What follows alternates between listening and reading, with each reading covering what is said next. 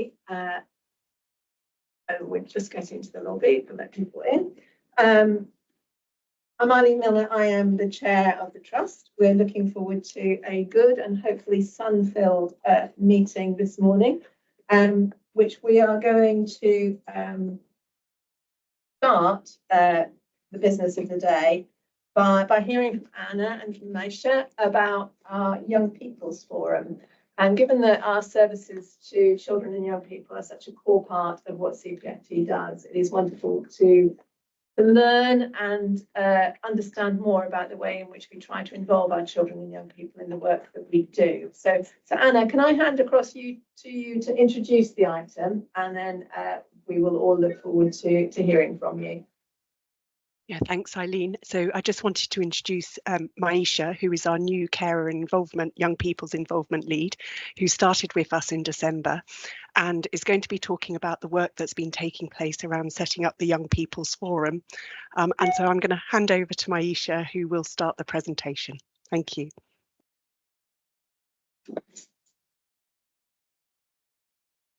Good morning, everybody. Natalie will very kindly be sharing the presentation for me. So yeah, I'm here today to talk to you all about the Young People's Forum in CPFT. Next slide, please, Natalie. So in today's presentation, I'll be introducing myself and my role, the Young People's Forum and what we have achieved to date. And then I thought it'd be really lovely if you could hear from some of the young people themselves. And as much as I'd love to include all of them, I will only be sharing two presentations from two young people. So you'll be hearing from James and Isha, and there'll be a chance at the end for you to ask any questions as well. Next slide, please, Natalie. So my name is Maisha. My pronouns are she, her. I'm the Carers and Young People's Involvement Lead. Now, this is a brand new role in the Trust, and as Anna said, I only started in December. So I work with Anna as part of the Involvement and Partnerships team. And on the left, this is a flyer that I like to give out to young people so they know who I am, what to expect, and what my role entails. But in a nutshell, my role is to ensure that I kind of create and encourage a robust culture of carer and youth involvement across all CPFT services. So really making sure that we listen to carers and young people and we embed their thoughts and opinions into the organisation. So just to give you an idea of what I've been up to. So since December in last year, I've connected with 96 young people across Cambridgeshire and Peterborough. So that's going out outside, speaking to young people, having one-to-one chats, really listening to them, giving them the time to tell me what it is that they want from the Trust, and how I can, bring this role to life, and work with them to really help them share their opinions and thoughts with the Trust. I've delivered 4 in-person workshops on youth involvement in CPFT. So I've gone out to schools, colleges, youth groups, and I've delivered workshops for young people to help them understand, what it takes to get involved in CPFT, and also a chance for them to share their ideas with me as well. I have connected with over 20 external partners that include schools, colleges, youth groups, different charities that support young people and families, and professionals who work with young people as well. As part of the workshops and the work that I've done with external partners and young people, I'm co-producing a youth leadership programme to be run over the summer holidays to really encourage young people who don't typically engage with youth voice activity. So I've noticed that at the moment, I'm getting very high achieving, very focused, ambitious young people coming forward wanting to share their opinions. But actually, I think there is a bit of work to be done to really engage those young people who aren't coming forward for whatever reason. So we're hopefully going to be delivering a programme over the summer to really work with those young people. Next slide, please, Natalie. So as part of my role, I have been facilitating the CPFT Young People's Forum. It was launched in October with 6 members initially, and now we have 26 members, and it's still growing. Every day we get a new application, and I think at the moment we've got 3 applications under review. So it's amazing how the attendance or the subscription to the forum has quadrupled since October, sorry. We meet online at the moment, and the young people said that they wanted to meet every 2 weeks just to keep the momentum and passion going. So we meet every 2 weeks on a Thursday evening and a Saturday morning, and hopefully from April we are going to be meeting once a month in person, because that's what the young people want. The Young People's Forum is being fully co-produced from the beginning. So it's not my group, it's not Anna's group, it's their group. And they are telling me how they want this forum to develop. And although the focus has been on forming the group, we have been working on some projects, and those projects have included working with CAM's home treatment team as part of their clinical design group, and the forum have already been working on ideas to update the leaflet and patient information to make it more young people friendly. And they've also developed an agenda for an in-person workshop with the service to run in summer. They have been, the young people have also been working with Peterborough Family Hubs to design a youth space at the Gladstone Community Hub in Peterborough. So they're actually going out, speaking with young people, finding out what young people want from this space, and they're going to be project managing the renovations or the interiors of that space, which is really incredible. The Young People's Forum have also supported Wising Arts Centre with a funding bid.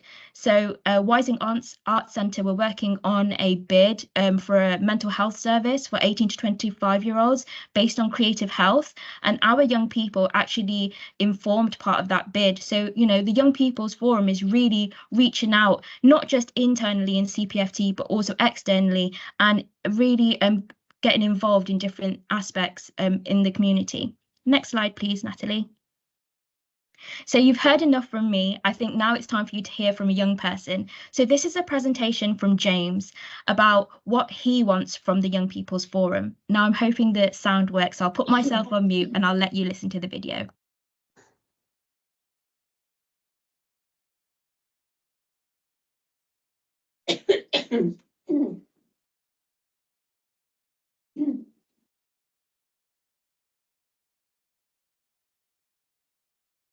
Nothing coming through at the moment, unfortunately.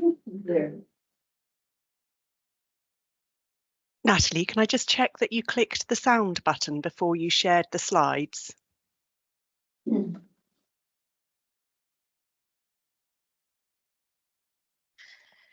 Yes, yeah, I did. It was working yesterday because I did a trial run with Emily. So could you just give me a minute and I'll try and figure out what's going on. If anybody would, oh, sorry, I was going to say, if anyone wanted to ask me some questions whilst Natalie's trying to fix the sound, I'm more than happy to sort of answer any questions, or if you want to share, if you want to give any feedback as well. All right, Scott, our interim chief exec's got a question for you. Hi, Maisha. Hi. Obviously looking forward to seeing the videos as well. An immediate thought that was going through my mind was we've kind of co-produced a similar type of forum in specific response and support of the Children's Hospital, New Children's Hospital programme. It's just to get a sense of the read across between the two fora. Has that been considered or taken forward? Yes, so we're actually we met with Sarah, Anna, Todd and Maddie as part of the Children's Hospital team, and we are discussing ways how our work can come together and how we can work together, because what we don't want is for young people to tell one person one thing and then having to repeat themselves to another person. So we are really keen for this work to come together and to bring our young people together as well, so they're not having to share their story multiple times. And if I may, I'm jumping about a little bit, and this is a bit of a tangent, but you can't see this on screen, I don't think, but you've got Helen Brown is on the screen with you, and Helen's one of our governors. And we have a governors meeting later on this evening, and it was fascinating to see that we've identified an observer role from someone from a student background as well, a young person, as part of the governors process. And it's how, again, do we try and triangulate some of those perceptions and perspectives in a meaningful way. And I think Anna's put up on the screen that we do participate in a number of fora, I think, which have got young people within them. So that is great. Anna, do you want to come in? Yeah, Scott, thanks very much for that question. I think it's a really helpful question. So I think there's something for us in terms of there is the forum for the Children's Hospital, but in actual fact, when people sign up to that forum, they're very specifically interested in the Children's Hospital, and it was felt within CPFT we did actually need a young people's forum which would allow us to focus our involvement on actually how we can improve those services which are not necessarily linked directly into the Cambridge Children's Hospital. I also think it's important to note that the longer term plan is actually how do we connect all of our young people's forums, which are across the county, and bring them together to really collaborate on actually how can we improve health using those voices. So just a little bit more information around the kind of future and an explanation as to why we've felt that this role is important in spite of having the Children's Hospital Forum. Don't get me wrong, Anna, it's not an either or, but I'm looking at Kathy as well, because I think I may take slight issue with what you just described, because it's not about the Children's Hospital, it's about the holistic model of care, and it's about making sure that we're adequately representing, you know, the needs current and future of children. So it seems to be very consonant with what we've had so far from the forum. So it wasn't to say about either or, it was about how do we find a way of kind of not quite conjoining, but collaborating more effectively across those different fora, so that we're listening to as many voices as we possibly can. Is that right, Kathy? Was that? Yeah, absolutely. Can I ask a question, Chairman? So, well, can I just check, see if Natalie's been able to get the sound working? Yes. All right. Can you hold your question? So let's do justice to the presentation, and then we can come back to questions at the end, if that's all right. So let's go with that, Natalie. Okay. Hi, my name is James. I'm currently at college. Are you able to do the next slide, please?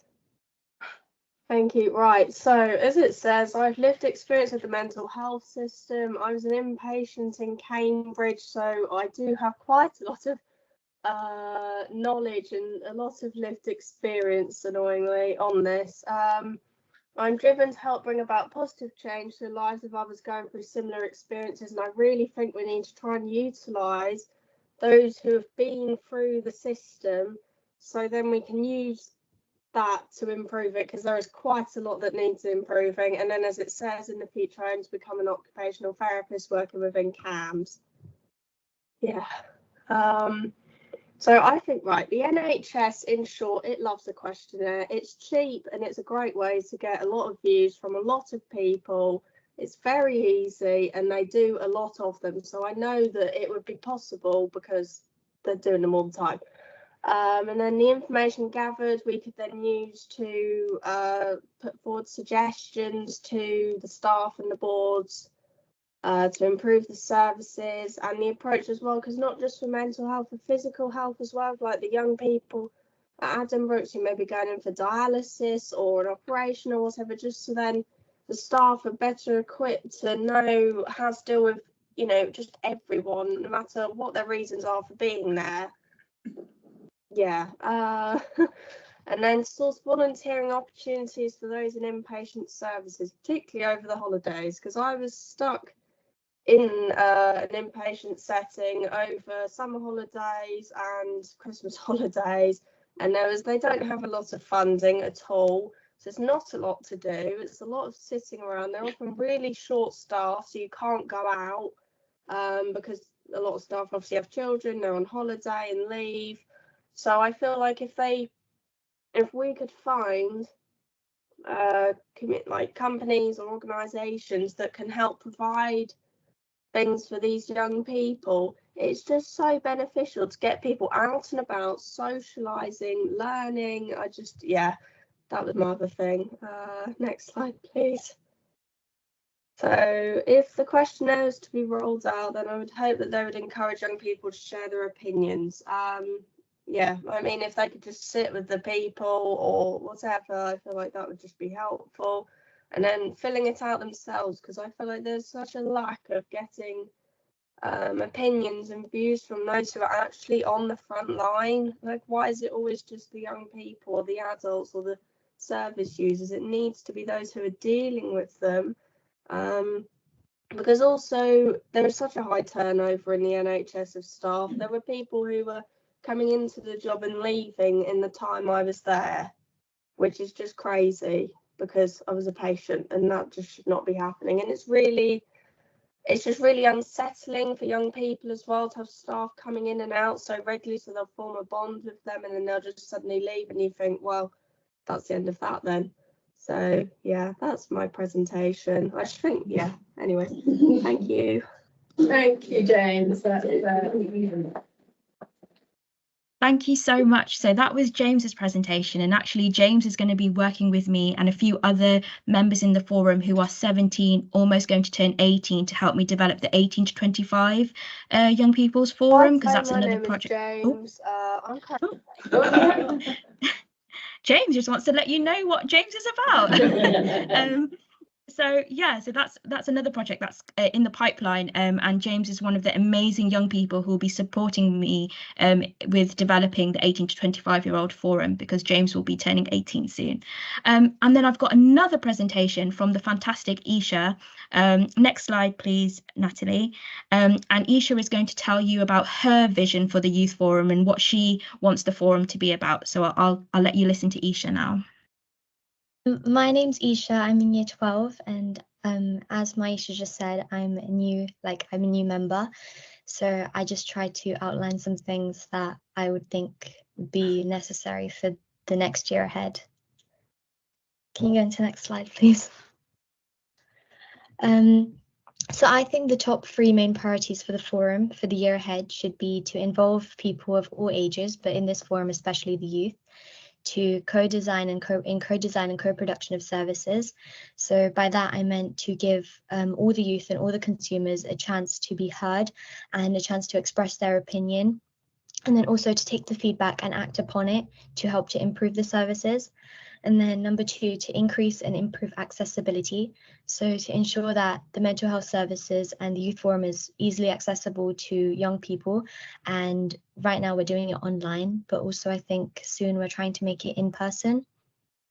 Then number 3, to have a youth-centric and holistic approach, so that the services should be tailored to the needs and preferences of young people, so that and their confidentiality should be kept, and there should be an open community so that people can share their opinions.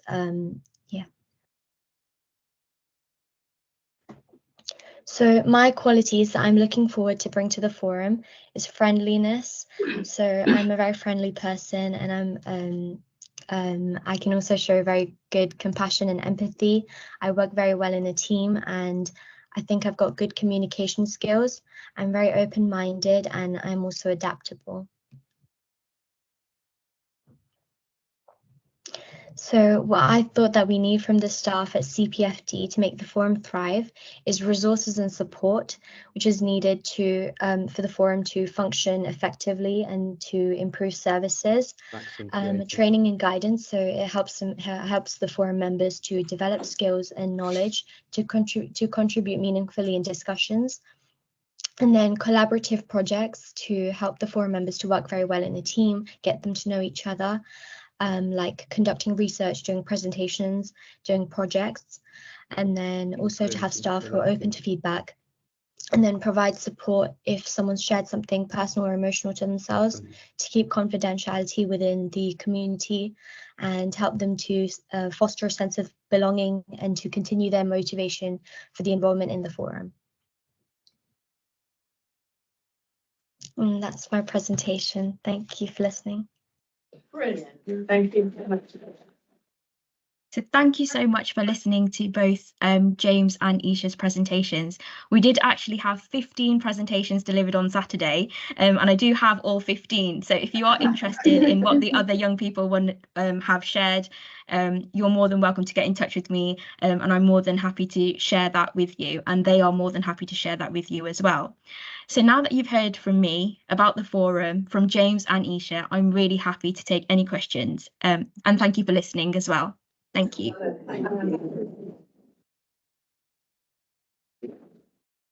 I think if you were in the room, you would feel lots and lots of positive, warm energy coming towards you, Maisha. It's a great delight to hear about this work, and it is just so very important.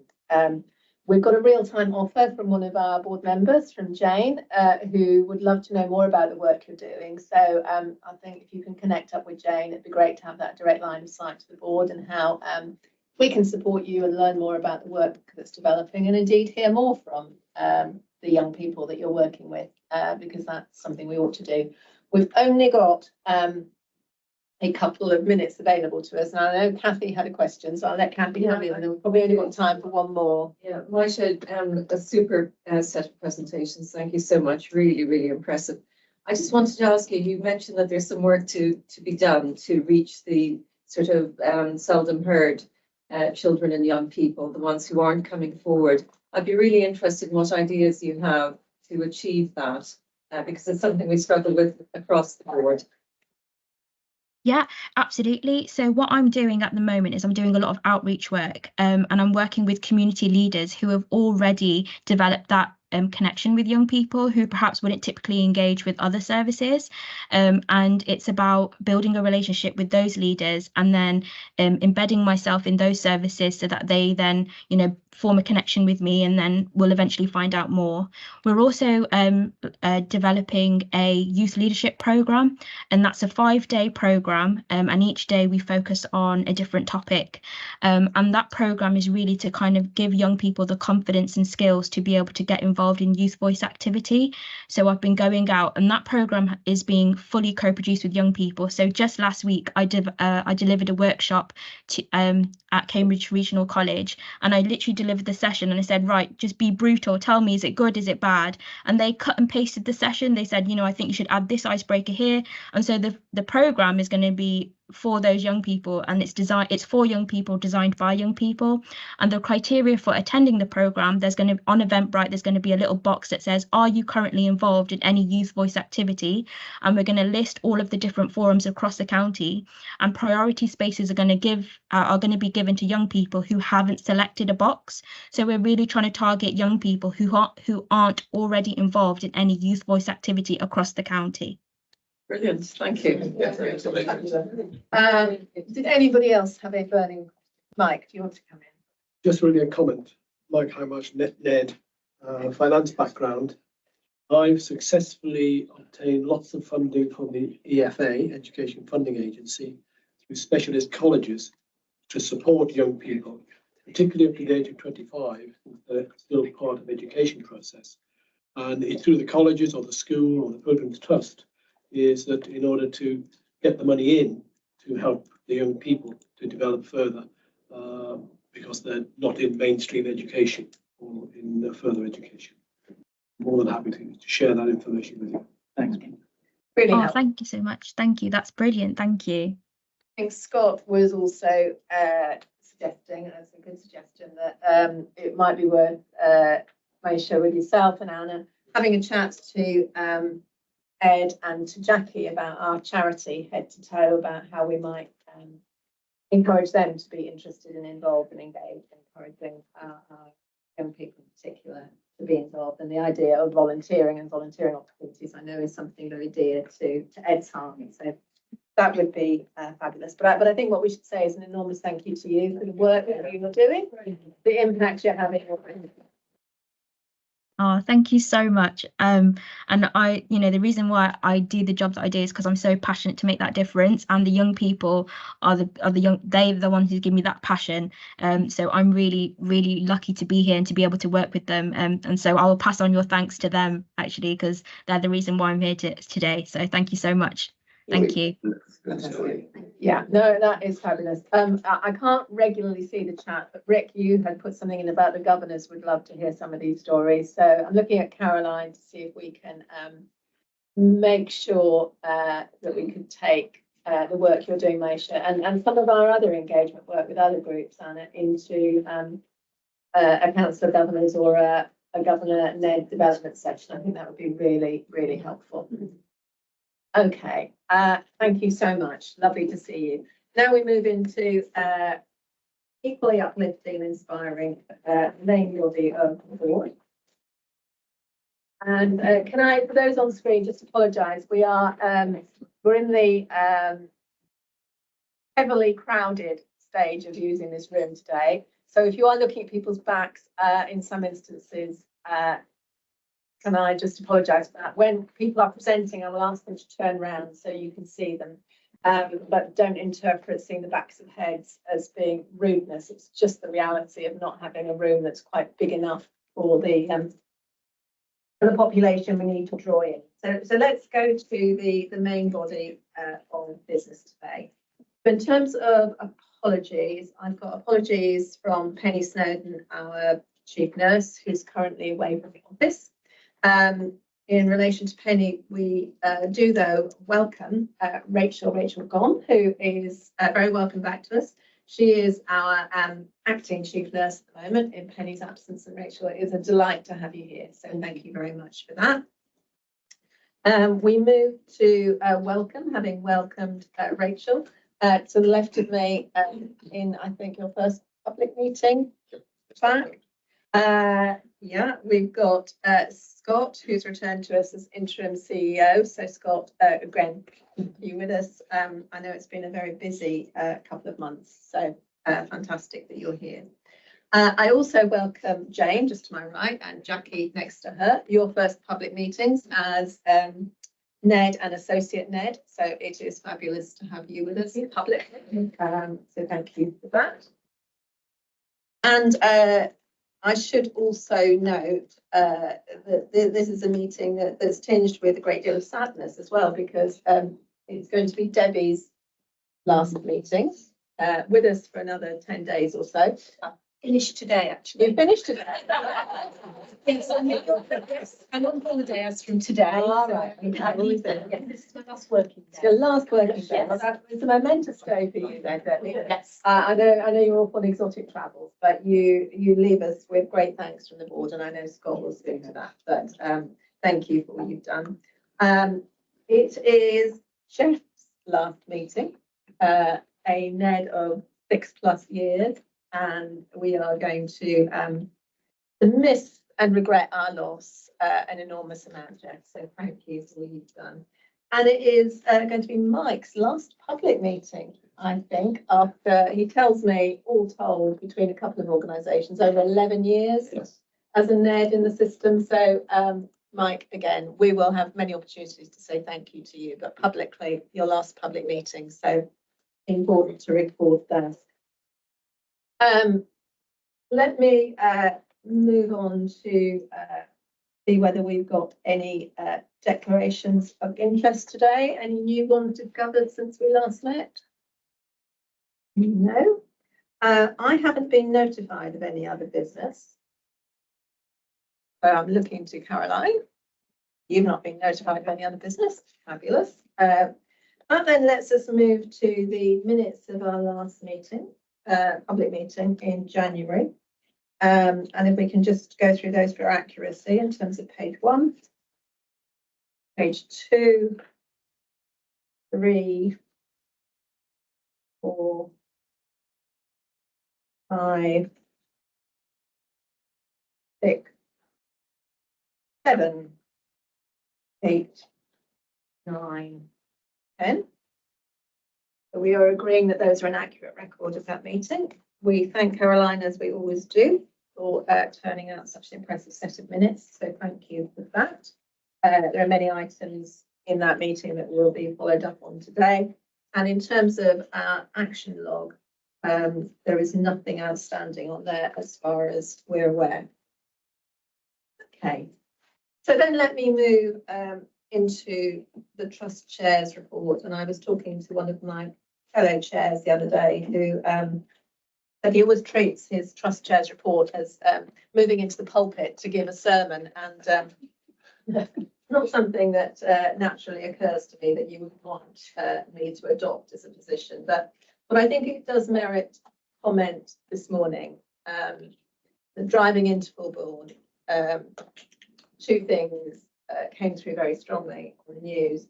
The first is a piece of work that draws out that public levels of satisfaction with the NHS are at their lowest ever recorded levels.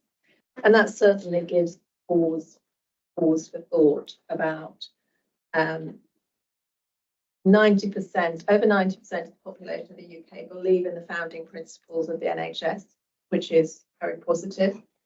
About 27% are actually satisfied with the services that they are receiving today, 76 years after our founding. And that really should give us pause for thought about what we're doing how we're doing and how we're going to move into the future to try to square the circle around demand for services, expectations of services, challenges of having people want to be part of those services as our staff, and how we have to, both as an individual organisation and part of the wider system, be prepared to think deeply about how we address what people expect of us, want from us, and need from us, and what that's going to require in terms of imagination, difficult decisions, and a willingness to do different, frankly. So if I combine that with, which is sobering thinking about how we do it, in parallel, something that probably wouldn't have happened pre-pandemic, there was a very large item both last night on Radio 4 and this morning in the news about the impact of mental health on society and the economy of mental ill health, and how we've got to play a part in addressing that. And if I look for encouragement, it is about the fact that we now talk about this more readily than we did, and that we are being challenged to think about how we can innovate to ensure that people have support for mental ill health conditions, and a support that allows them to live well and to feel that they are having good lives in society and are able to contribute to the economy. And all of that actually makes for better health, both mental and physical. So I suppose it is, by taking encouragement, it's about the things that we care about: keeping people well in their homes, allowing people to live healthier lives, and a focus on mental ill health as well. They're all very much against this backdrop of the NHS feeling a bit challenged. They are issues of the moment in ways that previously they weren't. So I do, as always, provide a written report, and I'm not going to dwell too much on that. I want to draw out, as we close out the financial year, the hard work that all of our staff are putting into trying to stabilise our financial position, put us on a good footing for the year ahead. It is a collective effort. Sometimes it's a bit difficult and frustrating, but we're doing this because I come back to the people we serve, the way in which we want to serve them. We've got to make our resources work for us to very best effect. So thank you to everybody working on that. I also want to thank our governors, some of whom have given a lot of time this week in particular. So I want to thank them for their excellent engagement. We do have elections for governors coming up. We've got a schedule in the paper that seems likely to be around governor elections, and would strongly encourage anybody who's got an interest in the work that we do to think about putting yourself forward for election for governor. I do want to draw out and publicly congratulate the staff that we have in our Pilgrim Pathway School. This is where we provide educational services for children and young people who are in our care as inpatients in particular. They've been rated outstanding by Ofsted. That's quite a rarity in this world, and they do such a huge part in supporting recovery for children and young people. So I think I'd want to say publicly a huge well done and thank you to everyone in the team there. I feel I have to say this because of responsibilities in a previous life. We've got 180 apprentices in CPFT. We should celebrate each and every one of those. I used to be responsible nationally for apprenticeships, and I am always encouraged when we see them being used as routes to help us to solve skills shortages. And we need to do more about this, around encouraging people to want to come in to work in health and care, and to recognise the sheer number of routes that you can now come in through apprenticeships. And we need to be really open to that. It's not always easy to run a good apprenticeship scheme. When you get it right, you bring brilliant people in and they are so committed, you get huge value. So celebrate the 180, but I've got ambitions for an awful lot more to be with us. And then the final thing I would say, having noted the welcome of new NEDs around the table, the lamenting of those that we're about to lose. Yesterday, we were interviewing for a new clinically focused NED and an associate NED to come and work with us on infrastructure and major projects. Delighted to see the calibre of candidates who put themselves forward wanting to come to CPFT. And that process is now in working towards conclusion. So I'm really hoping by the time we meet in May, we'll be able to publicly talk about the new appointments to the board, which is fantastic. So I think possibly quite enough from me in my pulpit. I'm going to move on to Scott to give the Chief Executive's update. Thanks. I won't occupy the pulpit. But I am conscious that the paper you have, with hindsight, feels a little bit kind of static in some senses. So forgive me for that. But what I'll do is obviously take any questions from what's in the paper, but just kind of building on Eileen's theme. You know, it's been interesting being back in the fray, as it were, in this role. A couple of things just to kind of call out that are not included or reflected in the paper. One is that we will be prospectively working very closely with our colleagues in both the ICB and the NHS England team to look at kind of the quality and efficacy of the services that we run in terms of wider perceptions. And you can't deny the fact that there have been some concerns that have been raised or highlighted through media coverage of the organisation and some of our services. So the intention is to be very proactive with colleagues in the ICB and NHS England in that respect. We also clearly have a very strident financial context within which we're working. So we're doing a lot of work, as colleagues are aware, on how we move back into a more resilient, more stable financial position over the next couple of years. And we'll talk a little bit about that later. We also had an interesting visit from CQC, an announced visit a week past, which is not reflected in the paper. So far, he said, as always, touching wood, the feedback is optimistic and positive. We're still waiting on the detail coming back. We can't therefore in any way reflect on any learning until such time as we've got the detail on the outcome of that visit. But the same, the feedback we've had thus far, the euphemism that's being used is no surprises, which is I'm always taking as a positive, that there isn't something that was highlighted with us that we weren't aware of or weren't already dealing with. The other piece, just to update, it's going to be something that Stephen and Pre could pick up within the Culture Committee when we get to that item on the agenda. Having come back into the role, I had my first meeting with our joint consultative and negotiating panel, the GCNP, by way of shorthand, and it was absolutely refreshing compared to where we've been in the past. In the past, it felt very adversarial and very kind of individual colleagues kind of taking positions on stuff. Actually, this felt fantastic in terms of we're all on the one side. How can we work more closely together? What more can we, as representatives of the staff, do working with you? So I think there's definitely a sorry, phrase to use, but a kind of sense of sea change. So that's something we'll certainly be looking at as well. And then the last thing to say, which is in the paper, as Alan's already said, is just to wish Debbie every health and happiness for a long and enjoyable retirement. It's been great working with you over the years. Early retirement. Obviously, as Debbie rides off or flies off into the sunset, to welcome Holly into her substantive role as the Chief Operating Officer. You will be missed. It's been a pleasure working with you. Likewise, thank you.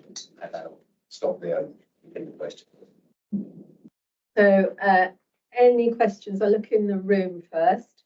Scott. And then I'm going on screen. Anybody got any questions for Scott at all? Around what has been a very, very busy period of return for CPFT with lots going on. All right. Is there anything, Chris, in terms of the appendix? We've got the. Yeah, I mean, Chris, while we've got a moment, do you just want to throw out some of the media activity? Yeah, thank you, Chair. Thank you, Scott. Obviously, the team continues to be very, very busy. There's some proactive media work that we've been doing with ITV Anglia and BBC Look East over the last couple of months. So we're seeing that's really positive, and we're trying to foster and build those relationships as much as possible. We have seen a decrease in some of our engagement levels across social media, but we're aware of that, and we're looking at ways that we can reach those people that are currently not engaging with the trust. And we're very conscious that the certain elements of the trust's financial position remain in the media spotlight, as does areas around the thematic suicide review. But we're working really closely with media and partners to make sure that the coverage of that is both responsible, but also putting the families and etc. at the heart of everything that we're doing. Excellent, thank you. Is this an opportune moment to invite Kathy to just briefly outline the work that we are doing on the thematic review of suicide? Yeah, sure. So we had our first executive oversight group yesterday, which was, a milestone in this process. So attended by ACWA and also chaired by our external chair. We're in the process of finalising a communication to go out publicly about our external chair. So that should be on our website within the next few days. Signed off the terms of reference for that executive oversight group yesterday. The next step will be signing off the terms of reference for the review itself. So we're making progress. That's excellent to hear, and I'm sure those who are interested in this work will be keen to hear about the independent chair, which is a key appointment to this, and I think it'll be good to be able to get that out in the domain. Fabulous, thank you. All right, unless there's any questions, I'm going to move along to invite John, our Deputy Chief Executive, to talk to us about the board assurance framework. Thanks very much, and Debbie, I'll be in touch with the update just in due course. Can I just check that everybody online can hear, because we've had issues before, so I'm just checking that you can hear us okay. Yeah, fine, excellent, thank you. Always the one who's prompt. Thank you, Hannibal. So John, over to you. Morning, everyone. So you'll recall at the last public board meeting, we were talking about a reset of the board assurance framework, and what's presented today is a step along the way, I think, in terms of us resetting the board assurance framework. You'll see from the revised format that it's much reduced in terms of scale, I think. So what we've really been focusing in on are our strategic objectives and the associated strategic risks with those objectives. So it's a much tighter document than it was, but I think there's still more we can do to make it tighter still. Accepting that, there are still gaps within what's presented this morning. And in particular, as an executive team, we've had a lot of discussion about this in recent weeks, and accept that there is more we need to do to strengthen, particularly issues around the actions and closing some of the gaps within the document as it is now. I would just point to the fact, through discussion with exec colleagues, we're looking to have real-time consideration of our strategic risks, and those will run through the executive team agenda. So this is not a standing item to talk about the BAF in isolation, but it's very much thinking about how it's applied to the strategic risks that we're facing. And I say real time because, again, in conversation with execs, in recent weeks, things have moved on, highlighting additional risks that we might be facing as an organisation. And again, we want to keep this real time so that we can adapt what we're presenting as a board assurance framework and bring that forward to the board in due course. The final bit I just wanted to reflect on was the discussion that we had as a board around risk appetite. And we're looking to organise some more time to meet as a board together to kind of finalise or conclude those discussions. And again, giving some thought to how we reflect that in the board assurance framework as we move forward with it. So I suppose in summary, for me, it's about keeping this as live a document as we can. And I think the means to beginning that is actually through what I've described through our executive team meetings, sharp around the gaps and the actions and the evidence to support that board assurance as we bring it to the board in future meetings. I'll pause there if that's okay, Eileen, if there are any comments, questions that people would like to ask. So let me look around the room, and I'm having to crane my neck because I'm trying to look around corners here as well. Brian, you come in. I think this is a substantial improvement. I as ever, and you've heard me say this before, I think we need to be very closely things that we set targets on, and I think we've got to be very used to our dynamic, I think already this morning, but this needs to really be an active document and where we can see progress against what we've set out for ourselves. But I think it's a really good improvement, and keep going. It's great Thank you, to Ben. hear. Thanks, Thank you. Brian. Brian, anybody else want to come in with thoughts or observations? I mean, I've shared mine in advance, so I would agree with Brian. It does represent progress. It will be as good as the life given to it, would be my estimation. So for the executive, this has got to become a working document that is tested, has the tires kicked on it, you're challenging yourselves on collectively around how are we actually working the issues that are set out here, and being ambitious, being imaginative, being challenging of one another is what good executive teams have to do in health in the current environment. So using this as a basis for that, I believe is important. But we will be expecting to see it changing, frankly. Yeah. I think that's what I would say. If we keep getting the same thing back, then we will not be advancing. So we can please bear that in mind. It's got to be live, it's got to be used, it's got to feel real, and it's got to be useful. Any other thoughts on this before we move along? We're very quiet. I don't know whether it's the thought of Easter on everybody's mind. Okie dokie. Let me just check on the screen. Did anybody have a question on this on screen at all? Okie dokie. All right. So then we move into the areas which are served by subcommittees, as well as having updates from execs contained within them. So I'm going to move to invite Karen to give the update from the Quality and Safety Committee area. Thank you, Chair. I will take the report as read. As you can see, it covered the quality assurance meetings for January and February of this year. And you'll see from the agenda that's over 28 work streams that we've discussed over those 2 months. And I'm not going to go into all 28. There's a couple I'd like to draw attention to. One is the opening and the Mulberry Street update. I think there's been some excellent work done there by staff. And particularly a call out to Debbie, because I know back in December we all held our breaths about how that would progress, but we've got 6 patients, now patients there, and looking to increase that capacity with the right mix of staff to ensure we maintain safety that we've seen today. The other thing I'd like to talk about is the new model of child and adolescent eating disorders. That's progressing well, working with the ICB and partners.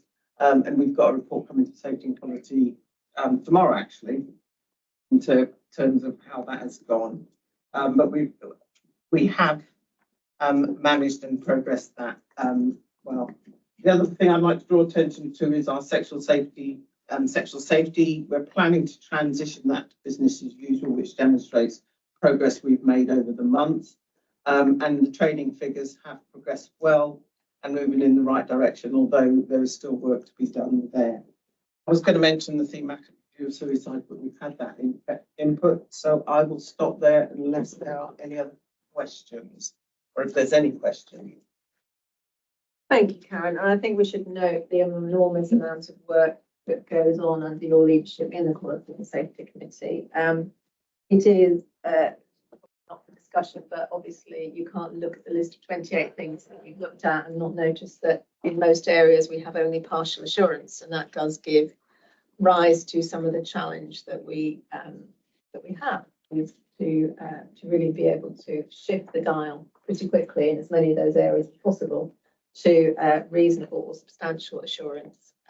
So that is something I know you'll be taking account of that challenge. But any questions at all for Karen arising out of her report? And I'll go to those who are joining us remotely first. Anybody in the room? A number of you attend the committee meetings anyway, so this will be very familiar terrain for you. In which case, we go to the quality report, which Poonam and Mike, I think is your first meeting with us publicly, so you're very welcome. Do you just want to introduce yourself to everybody? Yeah, of course. My name is Mike Singh. I'm the new Deputy Chief Nurse. And I've been here, this is my week 5, I believe. Yes. Thank you. So Poonam, you and Mike are going to talk to this. I hope Heard my chair, so I can face it slowly. well, thanks over there. So over to you. Okay, so I will take the report as read, the quality report for January's data. As you can see, we've transitioned successfully into PSERF, and the implementation is in line with the rest of the providers within the system. Our patient safety team have been offering drop-in sessions towards the end of last year and early this year, which has been open for all staff, offering the opportunity for Q&A sessions. They're now undertaking a more targeted approach, offering team support sessions, and will be doing so in the coming months. Keeping in line with PSERF, that is the Patient Safety Incident Response Framework, we've identified 4 main response tools that we'll be using within the organisation, and they include the after action review, which is the predominant one. We'll be using debriefs, huddles and MDTs. And just wanted to say that they are the most impactful, bringing in the clinical staff as well as offering a psychologically safe process. We do acknowledge the need to see an uplift in the number of debriefs undertaken post incidents with staff. And as mentioned, this is very much part of the PSERF framework and encouraged within the methodologies that we'll be using. Moving on to ligature incidents, as you can see, there's an exception slide which addresses the high point in terms of incidents. We've had 73 in January, of which 8 were attempts using fixed ligature points. Looking into that further, these anchor points have the appropriate mitigations in place, for example, the door top alarm sensors and the shower rails, which are collapsible. And we've had 1 ligature incident declared as a patient safety incident investigation in January. Regarding our sexual safety incidents, 4 of which were of moderate harm, and just breaking that down a little bit, 1 was a historical disclosure by an inpatient within our wards, and 3 were community cases, again, 2 of which were historical disclosures. I think Karen's already mentioned about sexual safety training. As you know, we sourced external providers to undertake the face-to-face training last year between the months of February and November, and we had a total of 57 sessions undertaken. And now that training is carried out by our learning and organisational development team that are supporting our incoming inpatient mental health staff. So pressure ulcers, we have been expected to see that increase in the category 3 cases, and that's due to those changes we have made with the national reporting changes. And overall, the number of pressure ulcers have increased, but still does remain within that normal cause variation. And cases are reviewed ongoing by our physical health patient safety specialist, and themes include patients approaching end of life, non-concordance with equipment and so on. But overall, good care has been highlighted and delivered by our community nursing team, and that feedback has been shared with frontline staff. Regarding our complaint responses, both complex and simple, we have had a high number of complaints during Q3, which was reflected in our quality report, but those complaint numbers have stabilised over recent months, so our trajectory should absolutely reflect that. And I just want to end by saying our compliments, as you can see, have increased significantly in January, something I think we should all be proud of. Anna and I had a conversation a few days ago and feels that this is very much an improvement with the engagement of the clinical directors, and it's also reflective in the overall friends and family tests. So really positive to highlight that. Thank you very much, Poonam. Mike, is there anything you'd like to add with your still very fresh eyes? No, I think we spent quite a lot of time prior to this and made sure that it was just one speaker, make it easier. Okay, well. So we're now lost. Enormously commendable. Could I just ask you to draw out the instance of sexual safety? In any instance, it's a horrible thing to have disclosed. But when we talk about historical disclosures, these are typically things that have happened in the past. They've not happened in our care, but people have disclosed them to our staff. Absolutely. That we record them as Yeah. sexual safety incidents. And we should see that as a positive thing. Patients and service users feel comfortable in having those conversations with our staff. So I think absolutely positive. But yes, we do document and record that as a model at home. Just important, I think, to clarify that. Sure. So, any questions, Jeff? Thanks, both. Can I just clarify, if that's a historic sexual safety incident that has a potential legal implication, is there a duty to disclose? Or does that never really crop up?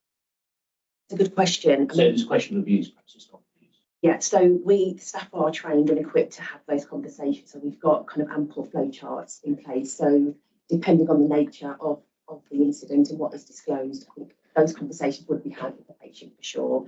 But whether, do you mean kind of informing the police and that sort of thing? It's conversations that would be opened up with our safeguarding team. So that would potentially happen, yes, but of course lots of kind of steps in that process before that. Cheers. Thank you. Anybody else want to come in here in the room before I look to colleagues joining us remotely? Anybody got a question on this report? There's an awful lot in there. And Scott, I think you wanted to draw something out, which is important. Yes. Poonam may have lost the coins on the paper, but it would be remiss not to call out, when you go to the executive summary, there's a reference in the fourth bullet point about hosting a regionally funded East of England Aspiring Chief AHP Day, which Poonam was singularly responsible for, with the support of colleagues. But I went along, Rachel went along, we said a few words to the gathering. Poonam's predecessor, Rachel Wakefield, everybody's called Rachel, Rachel Wakefield was also there. Rachel is the East of England, NHS England, East of England Regional Chief. She's got a badge, it's about that size. But it seemed that the buzz in the room was fantastic. It seemed to have been a great day. So it was just to say thank you for organising on behalf of the HPs. It was something the CPFT clearly were not very privileged to be associated with. So thank you for that as well. Yeah, can I just say I felt really proud that CPFT were able to host the event for the region, and we've had national exposure as well. So really fantastic. Well done, everyone. And I think, you know, all of our staff do incredible jobs. You know, I say many times, amazing things happen in CPFT day in, day out. But drawing out of what Scott's just said, the role of our AHPs, when you meet them and recognise the impact, positive impact of the work they have, it's incredible. So thank you to them. You've also talked about the work that our staff do in the community, and that's often so unsung in terms of the impact that it has, but it is huge and often difficult, often challenging, but immense. So I think those two elements, let's draw them out and celebrate all that's happening positively there.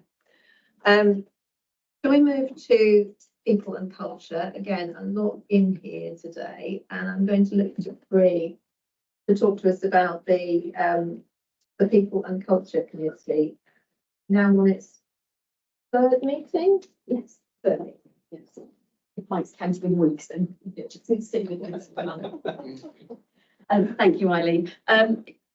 We've held one meeting since the last public board, which was on the 30th January. I just want to say, as a relatively new committee, thank you to everyone for all of the papers, for the contributions, and they are really valued. And you know, we're not quite as challenged as Karen's agenda, but certainly we will get there. So thank you. In terms of just things I'd like to pick out, in terms of training for staff, at a mandatory level, we are doing really well, but we are also as a committee encouraging staff to look at what's available as optional development as well. You know, we know as a trust we have financial challenges, but it is important that we still develop staff. So we will be encouraging that. There are challenges for us, the trust, in terms of vacancies. I know we have panels and committees in place, and what we want to do is obviously manage responsibly financially, but also make sure that the roles that we need to fill are filled where they need to be. And I think there's appropriate support and challenge, I think, across the exec and within their teams. Our turnover is slightly lower. It's a little above the target we would have. And often, I think we all acknowledge, certainly as a committee, that some turnover is always positive. people in terms of development, personal reasons.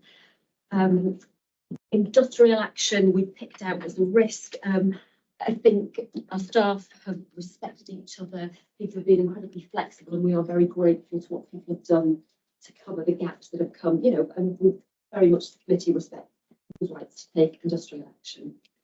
Appraisals and supervisions, it is a challenging scenario. Things are probably the best they've been, I think, since 2019, if I'm Stephen correctly, but we are very aware that there is more to be done, and we encourage everybody around the table and those listening to this to encourage, you know, the more that we do, the more it encourages staff, you know, and actually just helps to keep them engaged with us for trust. We did talk briefly about peer support workers. It's an area where we've done well in the past. We have asked Sharon to come back to us as a committee. I think there's a bit of a resourcing challenge around that. Stephen, I don't know if you want to add to that. So I think basically Sharon's going to go away, talk with the directorates. This has been an ongoing challenge for a number of months now around making sure that we can enhance the number of peer support workers and think creatively around how we can use peer support workers in clinical areas. I mean, there's been some good news stories around that, but we need to do more around peer support. We also spoke about medical job planning, and I'm going to ask Kathy to jump in a second when I've used up my knowledge. Predominantly, it's about a switch from a paper to an online system, and so actually, whilst the numbers may not look as good as they could be, I think the reality is actually far better. Yeah, so we use an e-system, an electronic system called Allocate, which is quite difficult for people to navigate. So we have a 40% sign off on Allocate, but most consultants have paper copies of their job plans.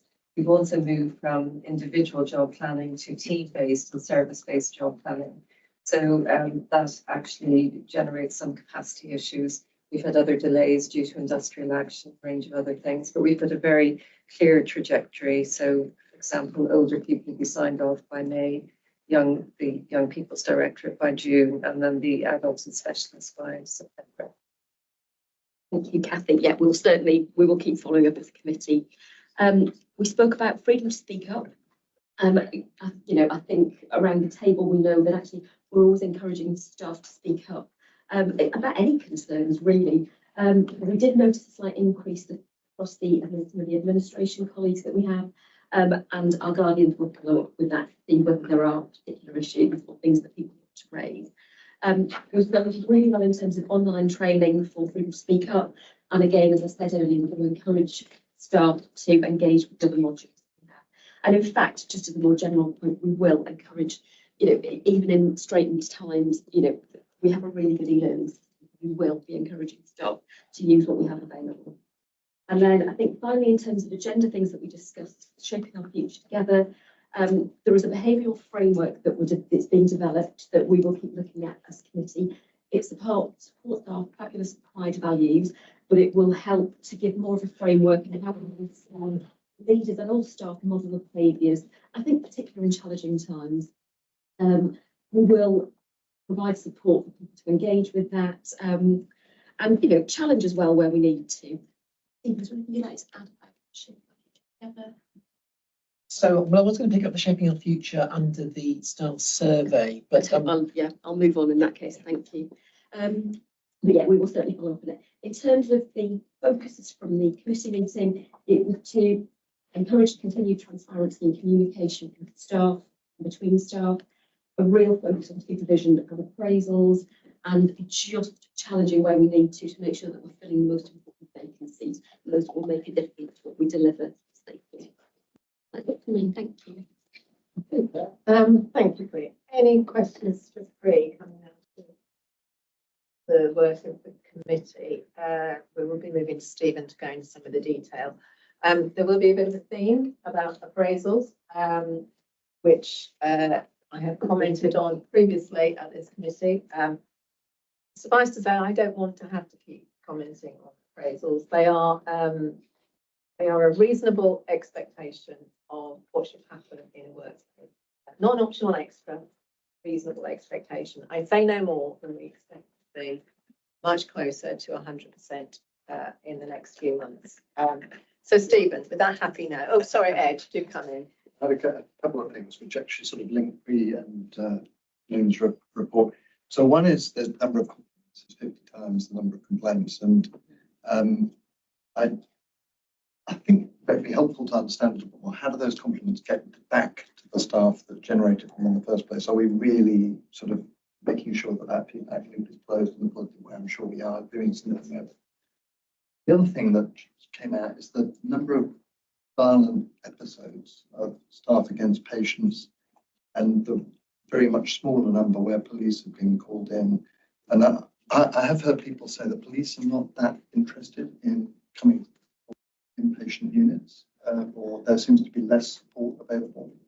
And you know, there's the violence can be the physical violence can be the tip of an iceberg. I think another thing that one is aware of is that a lot of our frontline staff are black or minority ethnic, and they can be subject to quite a torrent of racist abuse, which might not amount to physical violence, but is nevertheless probably very unsettling in those roles. So yeah, it was those things really. How do we make sure that staff feel the love that's coming back in terms of compliments, and what are interested in people's thoughts about how we protect staff, both physically and on some of these kind of potentially racist issues. Just for the absolute clarity in the record, I think you said it was staff on patient. Sorry, yeah. Yeah. Sorry. That's against the flat again.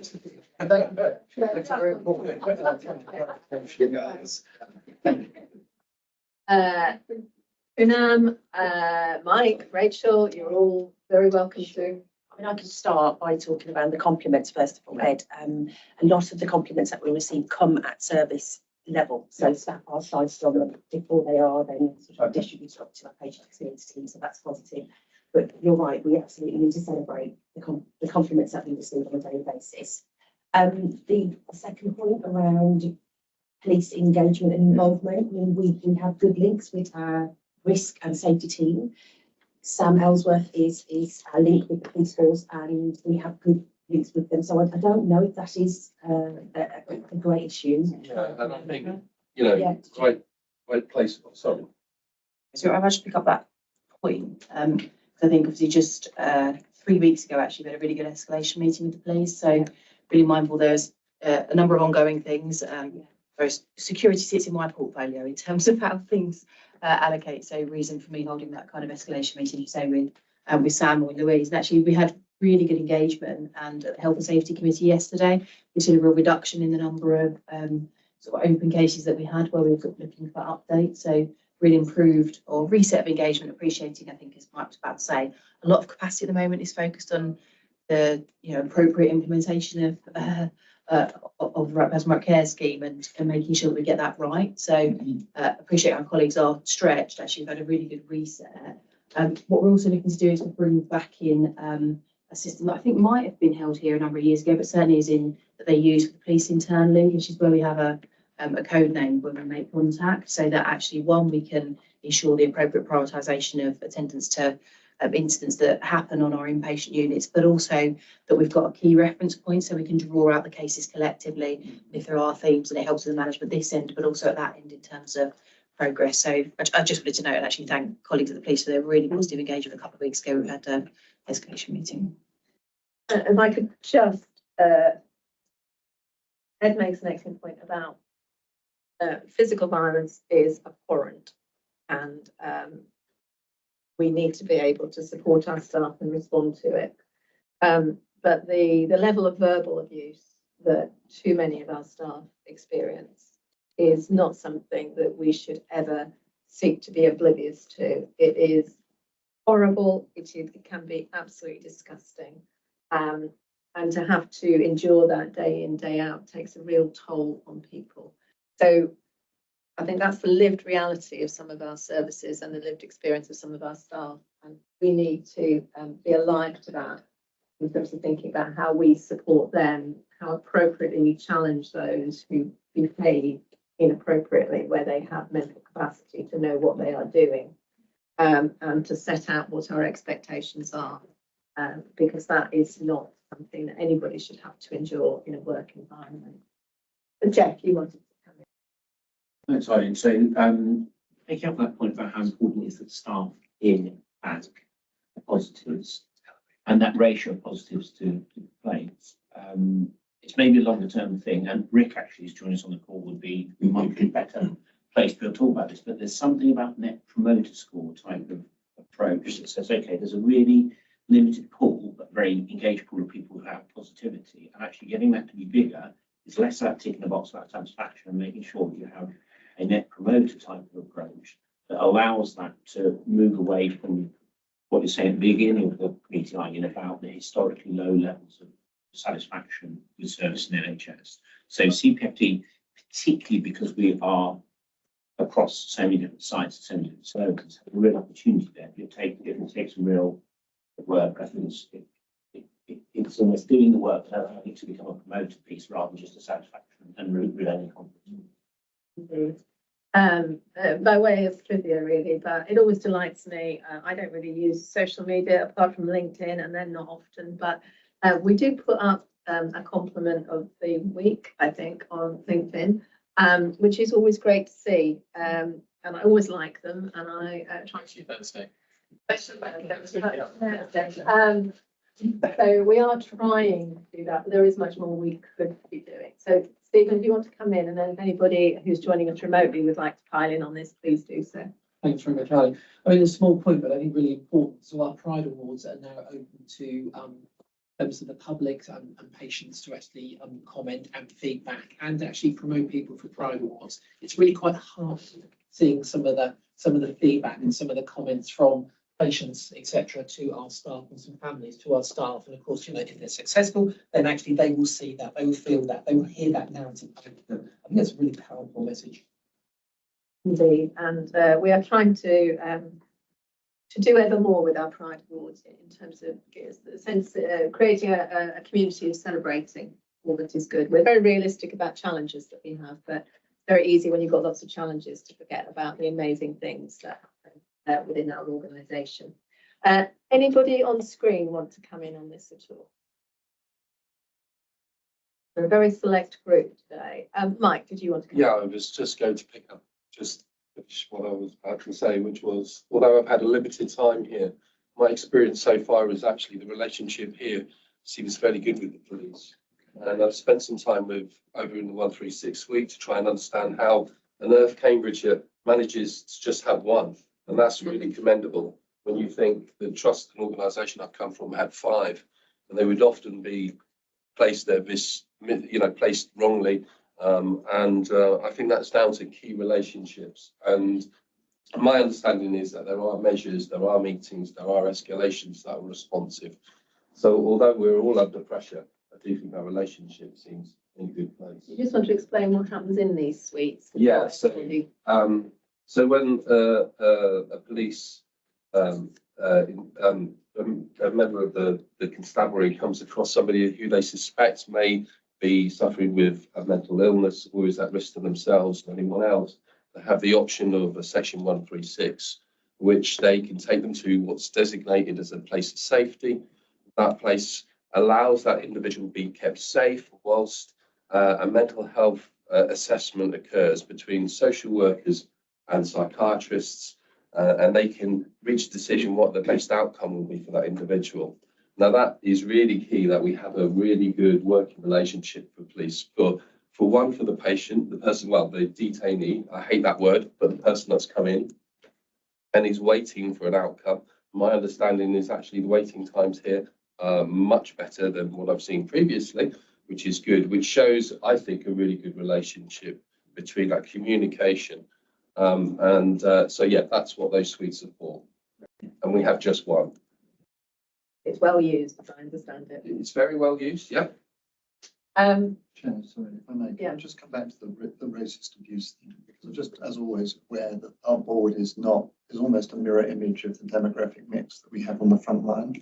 Yeah. And I just want to hear a bit more about what we're doing to hear what people are experiencing and supporting them. If it's as rife as I have heard in some places, it can be. Can I come in? Because I think it's one that straddles both safety and quality and PREs. And I know over the months, similar questions have been asked that Ed's asking because of service visit. So in terms of the safety of staff, pick it up, I suppose the element of what it means to our PME staff, Pri and I will pick that up and look at that going forward. And funnily enough, patient staff violence is my number one question tomorrow. Give it a heads up, Rachel. I think we'll have a good discussion there on it. Thank you. So, Yeah, I'm going to cite an example which potentially kind of straddles both those points. And forgive me, I can't remember the official title, but the euphemism that is used is the tea trolley lounge. Yeah. Of the Cavell. And it's with our EDI colleagues, Nemi Young and Sue Rampal. They literally go round, and the last one that they had someone from the police, who, again, the name escapes me, but I've dealt with her in the past. And they were going around and talking about both physical but also verbal abuse, particularly of a racial nature, with staff.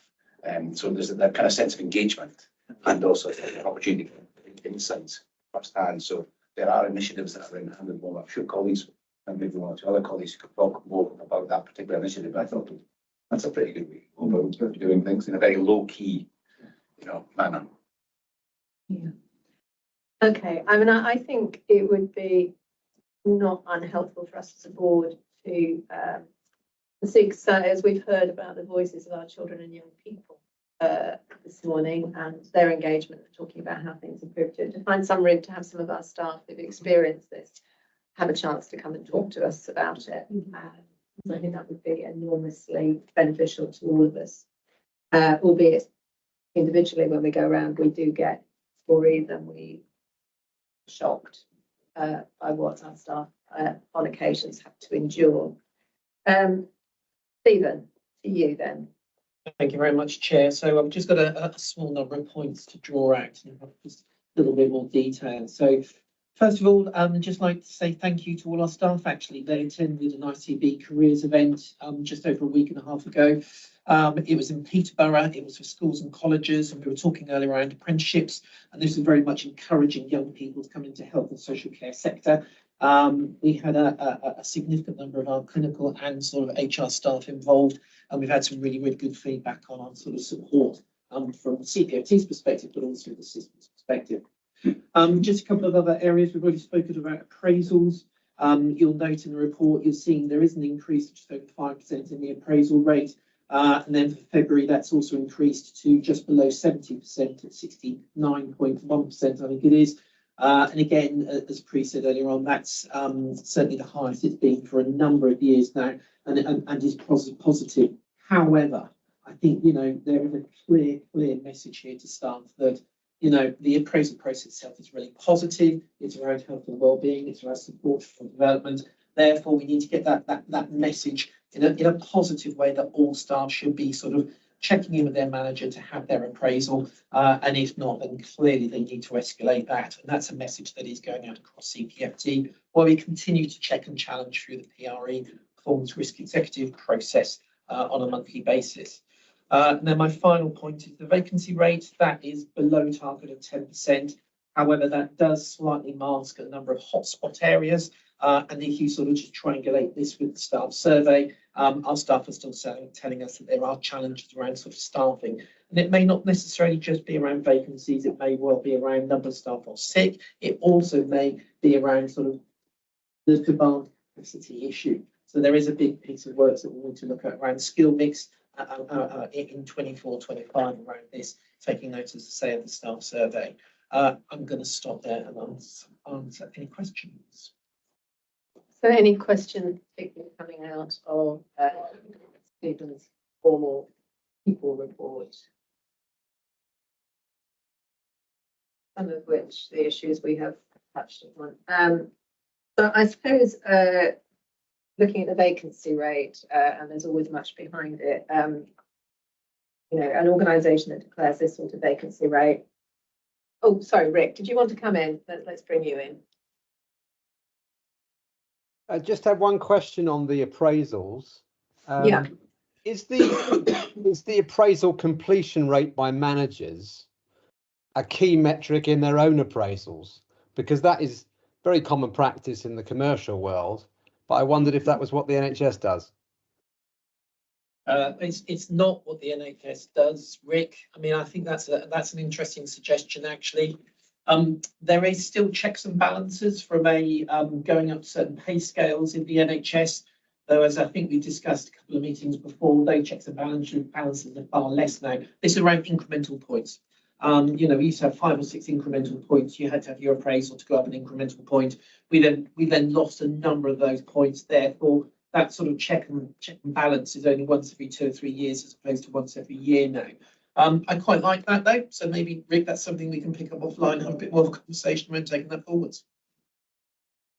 So I am, you know, I will jump on my hobby horse here. An appraisal is a normal manager activity to conduct. It would be quite extreme to have to set it as an objective, but you know, the objectives are in our control. And if we have to put an objective in for every manager that they have 100% completion on appraisals, then so be it. Everybody has that objective. I've taken it as my personal objective, so everybody I appraise has been appraised. So I'm at 100%. I don't necessarily spend my life sitting on my hands with no other things to do. So it's a question of what we see as important.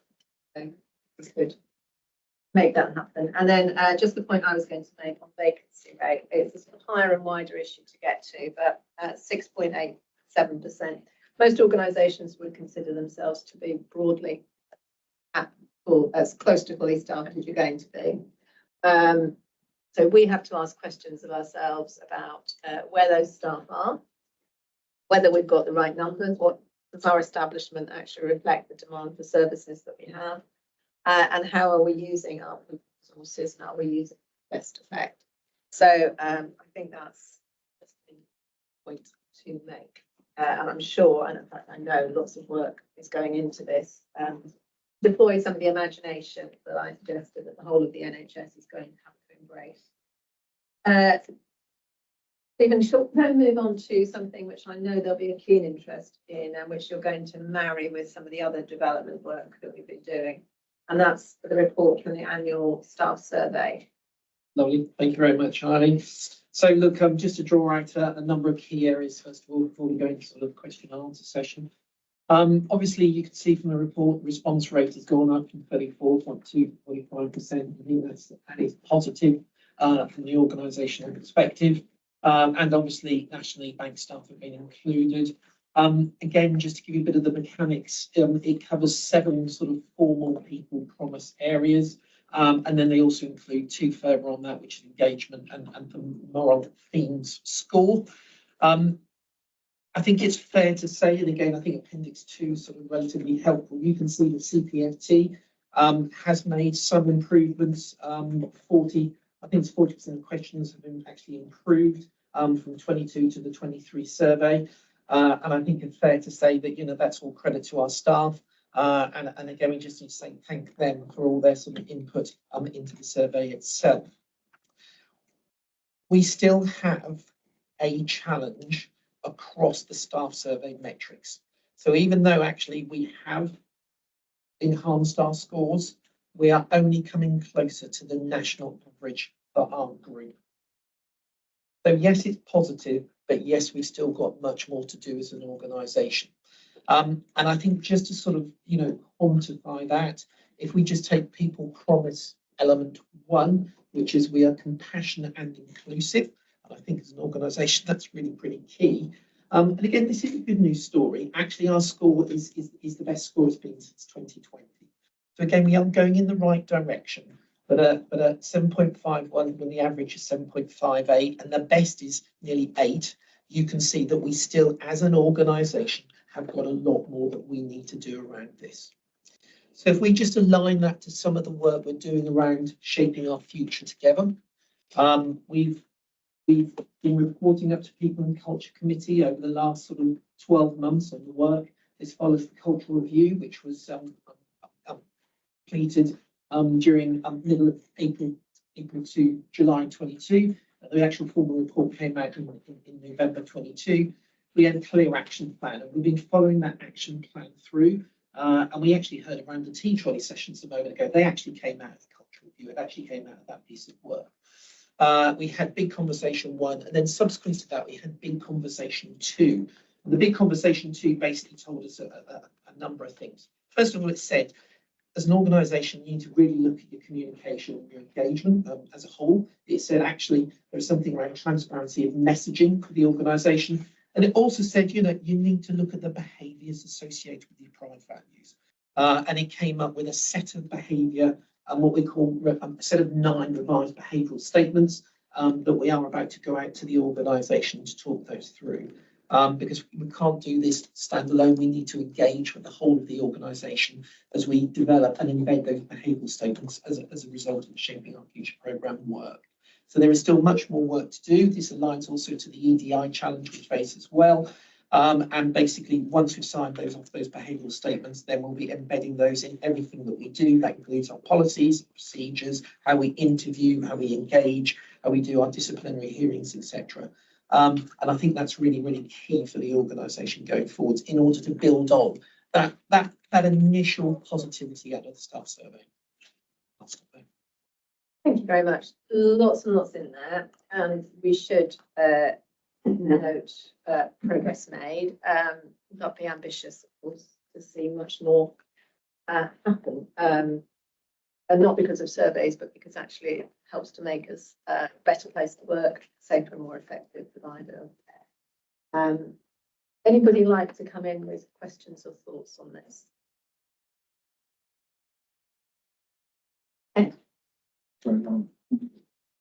Actually, right. Okay. Lauren, come on in. I think I should say it's really good to have the kind of the initial view of the data. I think we're really mindful. I guess we've achieved the first bit, which is more responses. The next is what we can really do to move the actual viewpoint perspective in terms of the scoring. And I think that the bit for us is, and I know Steve's working with a company to enable this, but seeing it in the next level down, because it's also really cognizant that as an organisation, when you take the totality view, there could be a fair amount of netting off or averaging within there. So really keen to see, for example, the departments that I lead, actually what is their perspective, what do we need to pick up on, and what are the things that strike for them. And I think similarly, I know for the other leaders in the operational directorates, because it won't necessarily be the same things across the board. So really tuning into the feedback for those areas. So looking forward to having that over the next month. Yeah, I was going to actually make a very similar point, which would be useful to see a bit more granularity geographically by directorates, what is the complexion of this response, a little bit more granularity. I suspect Priya and Jackie are going to be making themselves a bit curious about this. So the level of detail went to the People and Culture Committee, that went to the directorates. So they got that level of granularity. There are a couple of other bits to that. So what we're currently doing at the moment, and thank you, Lauren, for that input, actually, because what we're currently doing is actually cutting it, slicing and dicing it in order to be able to actually share it across the organisation at team level. You have to have had 10 responses or more in order to share it. You can cut it north and south. I mean, it is interesting to see by directorate, even at that relatively high level. The only issue is, of course, a company called IQVIA do our scoring, do our actual staff survey, so that you can only benchmark that level of detail against 21 organisations, as opposed to actually what you see on the internet site, the national internet site, because actually that benchmarks it against the whole, but it gives you really detailed information. And my final point is the narrative information is really important. It's rich and you can pull lots out. We still don't have all of that. We're still getting that's the free text. That's the free text. We're still getting that dropped down. And again, just conscious of the public board, this closed in November. Here we are coming towards the end of March. We'll actually be, and we're planning 24 survey now, and we're still getting some of the data back. And did you want to come back in? And then Jackie and Scott. In terms of culture change, getting these new behaviours properly into the system, what are you planning? Now, I can imagine 2 ways of trying to do that. Roughly speaking, you send an email out to everybody saying these are our new behaviours, get with it.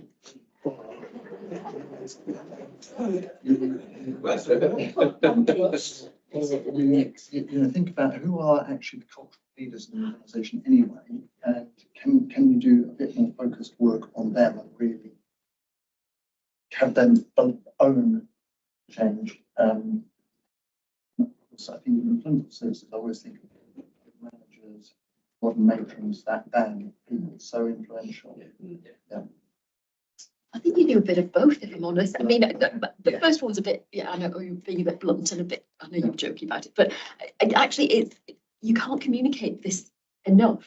It has to be about model behaviour from leaders, but from people across the whole trust. But actually, everybody has to know what those statements look like, have to understand what it linked to the cultural survey, to the big conversation. So it's not the trust leadership have written this and said this is what we think it should look like. I mean, I think our values are fabulous, but actually it's not just 5 statements. It's about what do we do on a day-to-day basis that then represents those values? How do we demonstrate those values? And you know, lots of it won't be new, but actually it's important that it links to what people recognise. So yes, it'll be communicated in lots of different ways, but you're absolutely right. There'll be some really key people that will help roll this out in perhaps a more meaningful way. So, Stephen, sorry, I'm going to. No, you've absolutely answered that, you know, and how I'm going to say, I think, you know, clearly there's that board engagement, so there is about flexing sort of key individuals, but actually making sure that we engage with everybody. One of the challenges back to us is that you've done the Shaping Our Future programme. There was that very specific report. What we've still got to do is very much close that down and go back to staff and say, right, this is what's happening. And there's a lot of feedback saying that actually we can see that the tea trolley sessions, but we've still got to go back to stuff as well. And then on top of that, we have had the CQC come and undertake, and we were supporting the CQC to do this, their cultural survey. It's their new way of actually assessing organisations. They've used us as a bit of a trial guinea pig sort of approach. And again, we'll get some feedback on that as well. So that will help them, but they'll also give a further insight to us as well. I'm going to go to Jackie and then Scott and then Jane. Thank you. You've almost answered my question there, Stephen, so thank you. One of the things that sometimes happens with surveys is we never get round to the action planning before the next survey is being taken.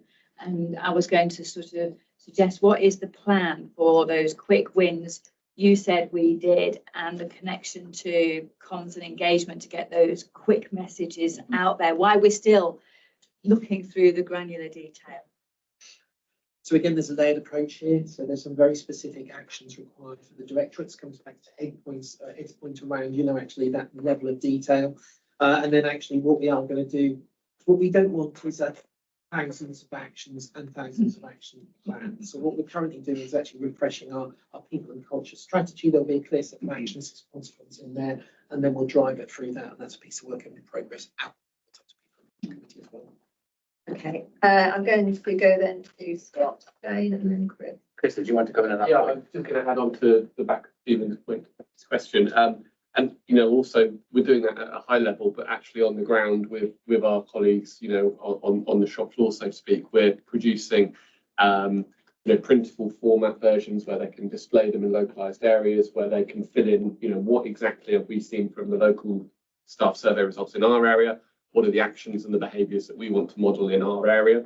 And that's kind of a way that we're closing that. You said we did loop. So they are going to be starting to be rolled out across the organisation in the next week or so. So they're all designed now and ready to be sent out. And we're really going to be encouraging colleagues to physically, you know, spend time talking about them, using them in team meetings. And I think that that's what kind of joins the board to board sort of discussion. Great to see some of those back into people. Yeah, absolutely. Yeah. Well, my question was really coming from the appendix, Steve, and the fact that not only are there data we can't report on, but it was more the subject matter of the data that we can't report on, given some of the earlier conversations. Is there anything we as a board can do or, you know, influence? Because it just feels a little bit concerning that these are pretty profound questions that we're not able to analyse. I appreciate that, but it's just... Yeah. Well, so what we will get, to remember, we've still got the IQVIA version for there.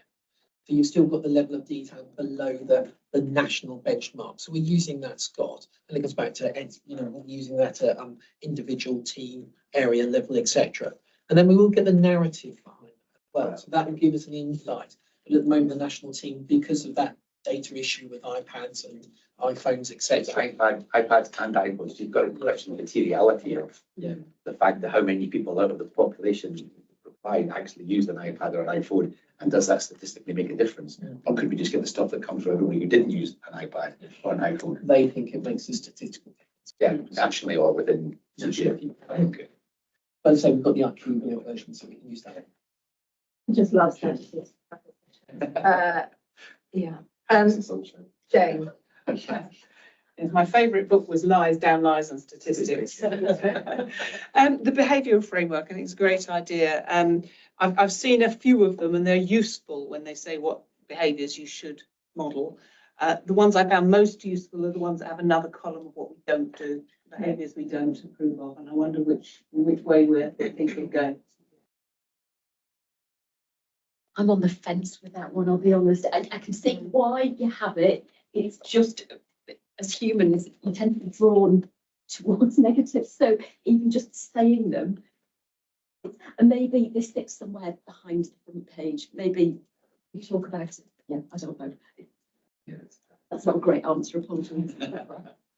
I'm probably more with pre on this one at the moment. Let's go out with the behavioural framework and let's make sure that one, we're testing that first of all.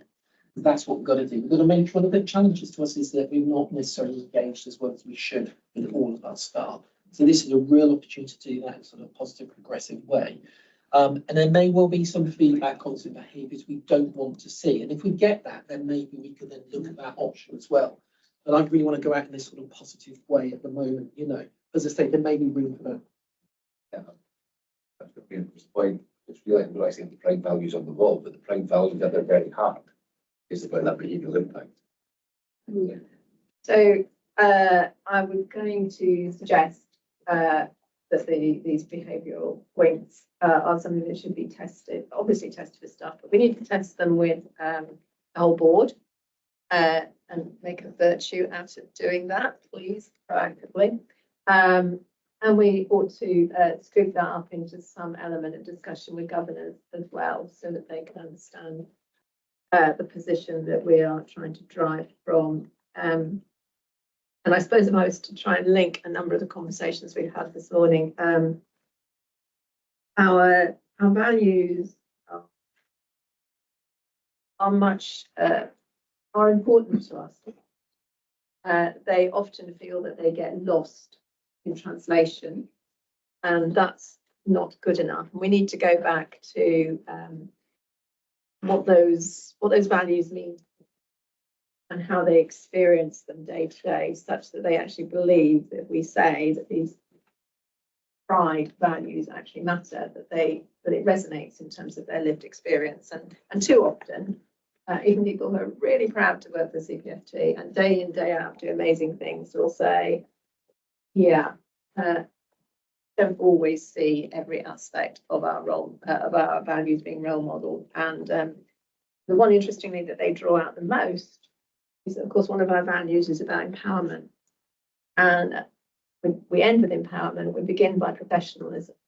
And the two should go hand in glove, really. And actually, too often, people who want to be really professional feel that their professionalism is impeded by being disempowered by the organisation. And I think it behoves us to think really carefully about that. Yes, yes. So I would welcome a little bit of focus on how we square the circle there.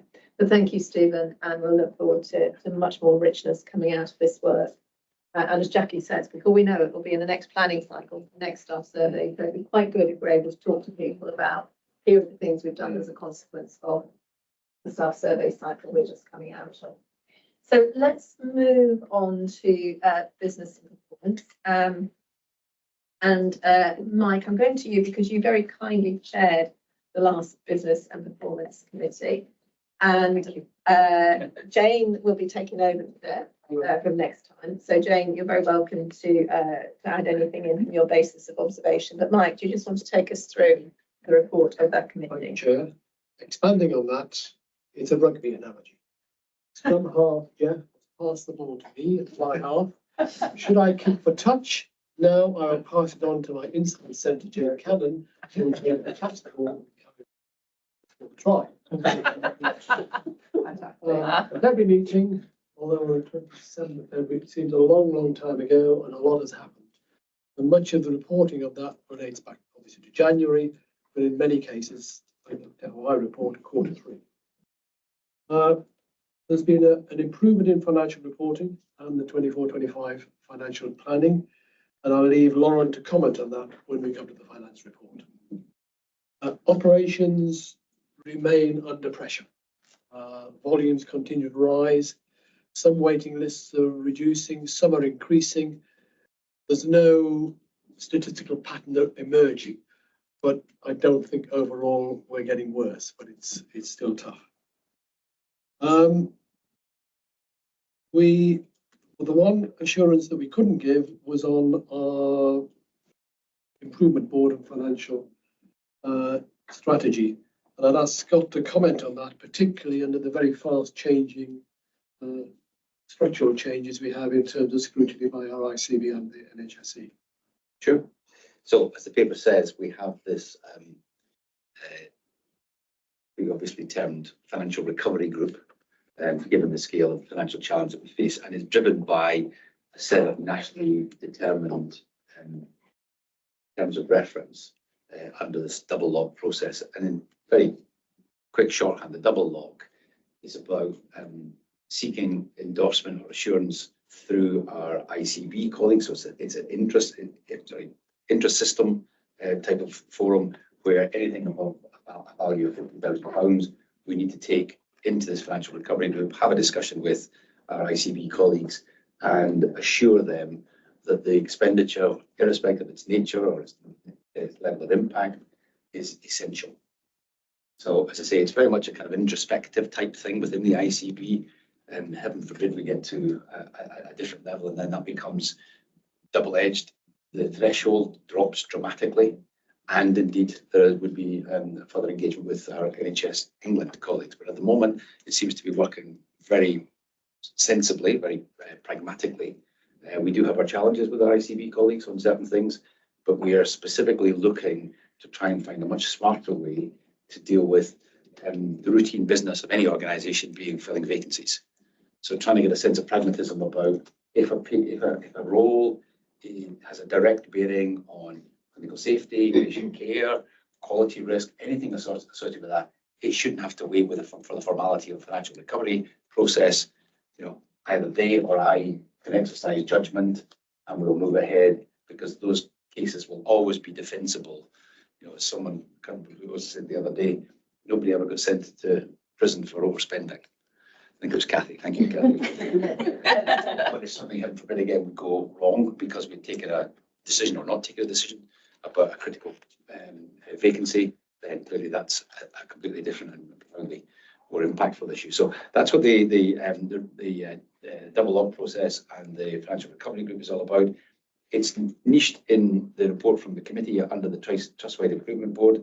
Again, for those that were around, have been around for some time, the Trustwide Improvement Board was set up to kind of give us a sense of coordination and focus for transformational initiatives, largely driven by the efficiency programme. We had this golden threads process.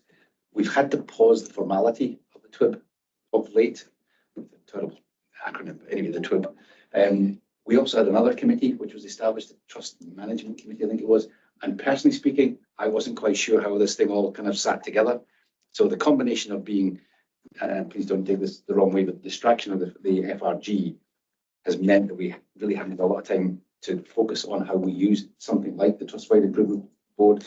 But it does have benefits in terms of engagement with the staff, having colleagues feeling as if they're fully involved in what's going on. So we're going to be revisiting that, and I'll be thinking about how we get that sense of hierarchy to the extent that we need a division between the Trustwide Improvement Board and a Trust Management Committee, getting all that. But it all needs to come together, and we'll talk a little bit about this in the second financial update, about how we're driving efficiencies, transformational activities in a very supportive way, as opposed to we're just doing this because we have to save money as part of the financial recovery process of itself. But hopefully that's helpful.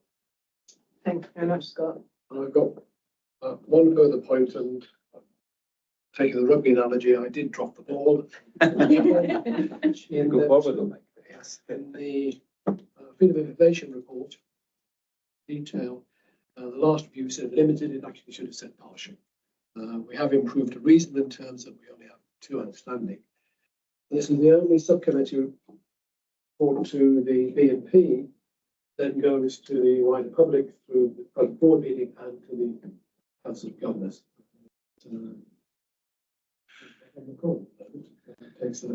Rick takes the detailed interest. I'd just like Debbie to comment on the detailed report, if there's any items you wish to raise from that. Just to say that we're working on this report, it does refer back to Q3, as you've highlighted. We are continuing to try and ensure that we meet all of our targets for freedom of information requests. They are on the increase, and we want to make sure they are accurate when they go out to the organisation. So we are ensuring that sometimes does delay, but because we have to gather the information and ensure that we check it correctly. So that is some of the reasons we have the delays, but we are really pushing to move forward in improving the response rates for that. And as part of this overall reporting, we're just looking at how we make the report more concise and how we set that out.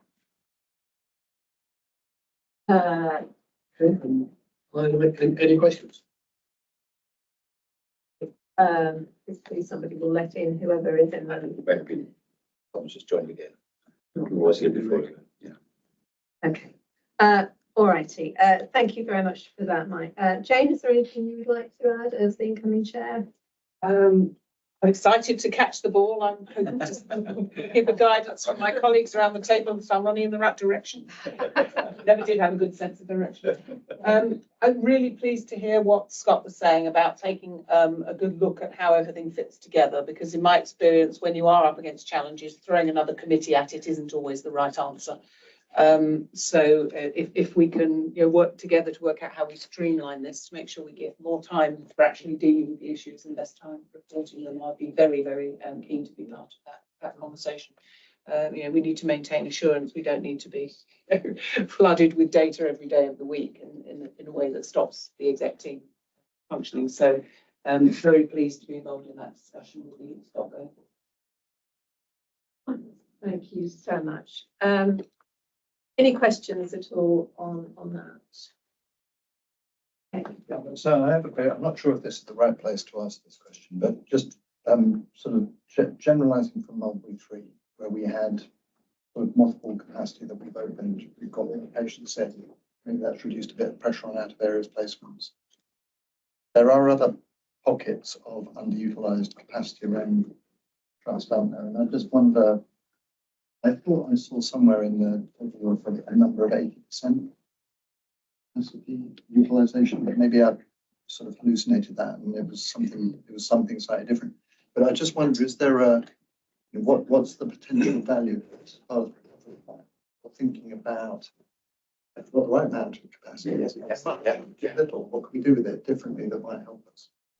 Absolutely. So we're looking at all of our I'm presuming you're talking inpatient areas specifically, looking at all of our bed stock, I'll call it, and are we using it effectively? How is the flow going through our wards?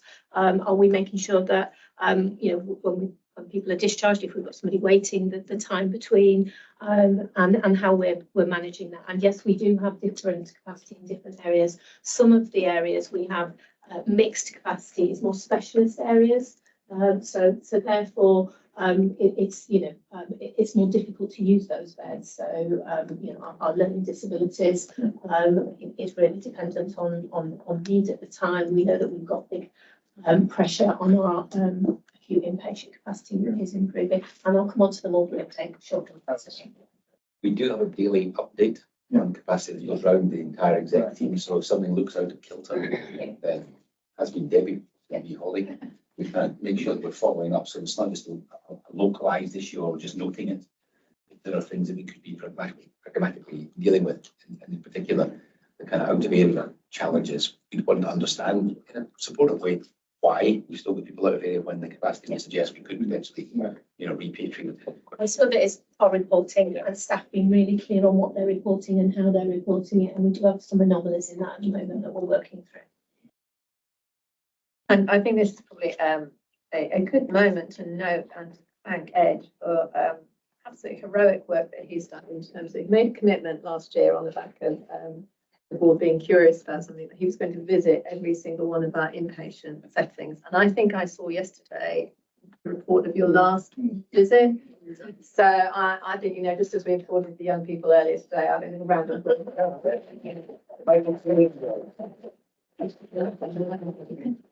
It's very generous of you to give me a round of applause. Honestly, it's one of the most interesting, encouraging, informative things I've ever done in my affiliation with CPFT. So I've really valued the opportunity to do it. Well, we do have some brilliant people doing great stuff. And people have been very honest with you as well, which we've all benefited from. So thank you for doing that, Ed. It's been a brilliant thing to have the benefit of. Debbie, you know, looking around a round of thumbs for you. Your last operational performance report before we go to Lauren for the finance report. So I'll take the report as read, but I'll just pull out. The good news is, as we've said, the Mulberry 3 has continued to maintain its staff and moved into business as usual. And we are now at a point where we're closely looking at the opening of beds. So the recruitment, we couldn't open those beds until we'd recruited to substantive staff. We have now recruited to the number of substantive staff that we wanted. We're just so they've been appointed, they're going through the onboarding, accepting process. So we'll hopefully be with us in the next 4 to 6 weeks when there will then be a more definite date around the opening of the next 4 beds. And then we will go into phase 3, fully open units. So again, lots and lots of hard work gone into that from the Mulberry team and the adult mental health directorate team. So we should be commended because opening 4 beds might seem only like 4 beds, but they're huge piece of work has gone into that and to ensuring that those patients. Out of area placements, we now have a plan which we will share. And we've started to share with the ICB, which is over the next 12 months to reduce those out of areas, which involves a number of things we've presented here before around flow, around the opening of the beds, the 333 model. So we're finalising that, and then that will be part of our recovery plan, which I'm sure Lauren will come on to. And then just to note that the diabetes discussions are ongoing with the ICB. We have asked for specific help with that service. There is intended to be a meeting of all the COOs across the system to work together on how we manage the situation, which has been pulled together by the ICB. And just to be, there are people waiting, but just to be clear, we do have a waiting well process, and all referrals as they come in are triaged for need and then offered various well-being support in the background, so they're not just left with nothing at all. So we're clear about those patients and the risk of that waiting list. And just to be clear, we're focusing particularly on type 1 diabetes, type 1, which has the greatest need for support and active interventions. And working with our partner around the consultant. Indeed, and probably true to say that just as Cambridgeshire and Peterborough like to describe themselves in south and north, that we believe that type 1 is running well in the south. Yes. We have some greater issues in the north. Yes. And our type 2 service is running very effectively. It is just the one aspect in the north of type 1. Which we are actively investigating with partners, because everybody with diabetes and type 1 and type 2 requires and deserves the best possible service, I think. Anything else, Debbie, do you want? No, I'll take any questions. Okay. Helen in the chat was thanking you for the clarifications on the FOI report. So I can only see that when it comes in. So I don't see it routinely, Helen, but thank you for that. Let me go to those on screen first. Any questions at all from Debbie's final operational performance report? And here in the room? Holly. I just wondered if we should mention that we have appointed a clinical lead for our patient flow and waiting list work, which is really exciting. So Asha will be starting mid-April. So we'll really support that, in particular the sort of out of areas placement focus, but also to help and support us with some of the clinical harm review work around our waiting list. So that's a really exciting appointment. And that's just a experienced consultant. Perfect. Yeah, we should never forget what it must feel like to be on a waiting list for a long time. And I also know for our staff who are doing amazing things to drive down waiting lists, just how heartbreaking they find to work so hard and actually find the waiting list filling up probably quicker than they are able to empty it. That is the reality in some of our areas on the services. But the focus on out-of-area placements and the sheer cost that comes with some of those, where we'd actually like for the sake of those that we're looking after that have them rather closer to home, is something that would be great to see progress on. So delighted to hear of a good appointment there. Unless there's any other questions, Lauren, we'll come to you for the finance report. Thank you, Chair. So I'll take the report as read also. But I just draw attention to the revenue position. The organisation has now moved to an £800,000 deficit position as at the end of month 11. So end of February, with just the last month of the year to report. I think the key point to draw out there is that we are expecting to achieve a break-even position for this year in line with our statutory duty. I guess noting that the shift in month 11 is largely due to the support of the model ICS and additional funding for the organisation, as we've discussed over the course of these meetings. I think the challenge to note, I guess, is still some of the areas that have been a challenge for us in this year are ongoing. So both in terms of the agency expenditure, particularly on the medical side, and the out-of-area placements linking with the discussion that we've just had, but the organisation continues to try to put in place actions to address those and new plans to try to recover the expenditure there, but also to address the quality issues in terms of that.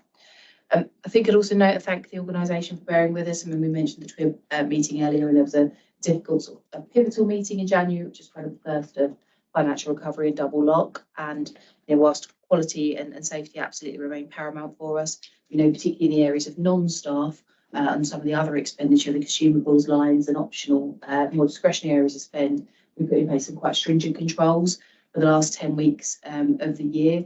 And that has been tricky for people in terms of that loss of, discretion and empowerment to make some of those choices. But we have seen the benefit of that come through in the financial position, particularly January and February, and that has helped us get to the improved position at the end of this year. So I guess thank you really for bearing with us in that piece.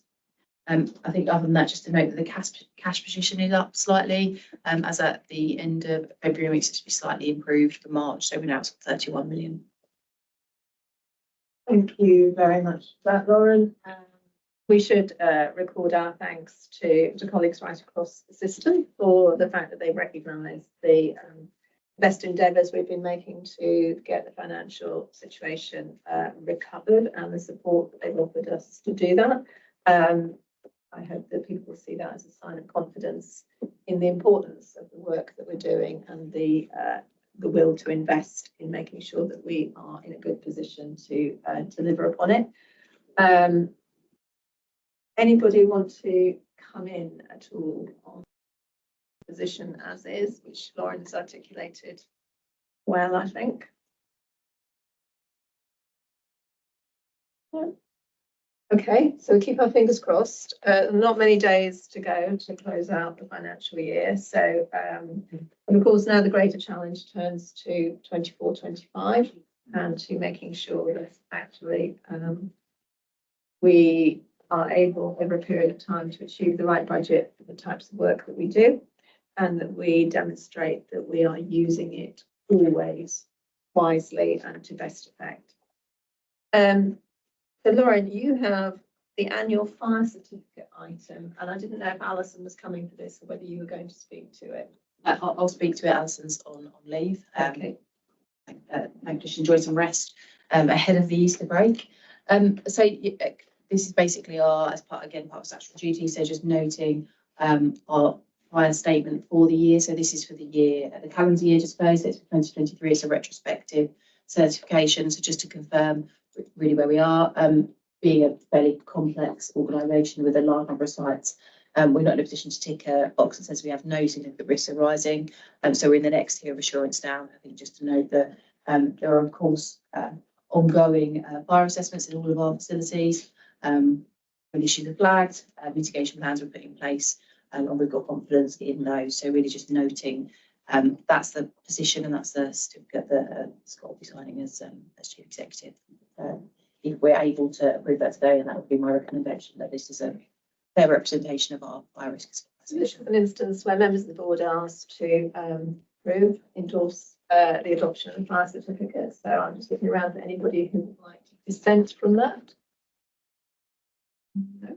Okay, fantastic. I think we probably ought to record our thanks to Alison and what is a fairly small team for the sterling work they do. Wish we could see if I could resolve my safety officer. Yes. Across what is a complex set of estate with many challenges. We're grateful to all of them who work on this, to Steve and Alison in particular. So thank you for that. I'm just looking to see if there's anyone who had any questions on screen about matters finance or fire certificate. I think silence is golden. Oh, sorry. Yeah, me again. I was just going to thank Lauren and colleagues for getting us. It sounds like we're going to land in the correct number. And I know it's been a very intense process and probably quite difficult behind the scenes. So I just want to kind of recognise that it's a kind of crucial achievement in terms of our credibility with the wider system and not to be taken for granted.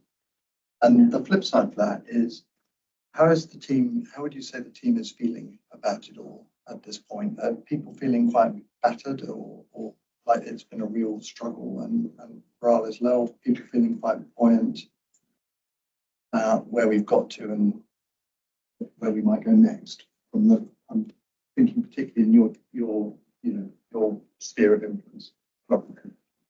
I think in terms of the finance team, I'd note it's a team that's been through a lot of change over the last kind of 6 to 9 months. And actually, it's an interesting window for a lot of the new starters to be coming in when we're in some of the toughest financial times that we've faced. And what is absolutely important, but fairly obviously, if people don't have sight of the numbers, their ability to actually impact them is quite reduced. So it is a strain on that team at the moment in terms of the additional ask for reporting and being able to provide the necessary information to help the organisation make different choices. But what I would say is hopefully they'll all have a good Easter break and come back renewed and ready for a year end where we can confirm the break-even reporting. It's probably not the window to ask for a finance team because it's going to be a very intense period over the next few weeks. But thankfully the Easter bank holiday falls early this year, I might note, and isn't right in the middle of year-end reporting. So hopefully they'll get the benefit of some rest. And some colleagues are already out resting ahead of what will be an intense period, it's fair to say. I think what's interesting as we look across the trust, and I think there's really varied views, and I looked around the room to colleagues, I know people have really struggled with some of the changes we've made and some of the choices we've made quite rapidly. I think, we took the decision at the TWIB, as we call it, because it had sort of about 50 of the trust most senior leaders there in terms of what can we do and are we really going for this? If the system are going to support us, can we go, can we push really hard so that they can help us with additional funding so we can get there this year? And that was the basis of which decisions were, taken to some of the shorter term decisions for this year.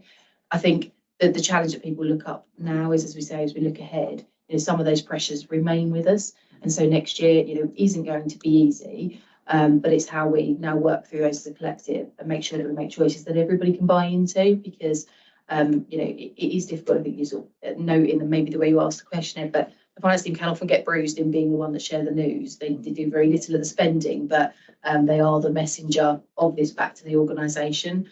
But I think, what can we as an organisation get behind? Where do we want to prioritise? And I know that's we'll have some time to talk about that a little this afternoon, but I think that's really the focus, and how we do that in a way that we absolutely have to take people with us.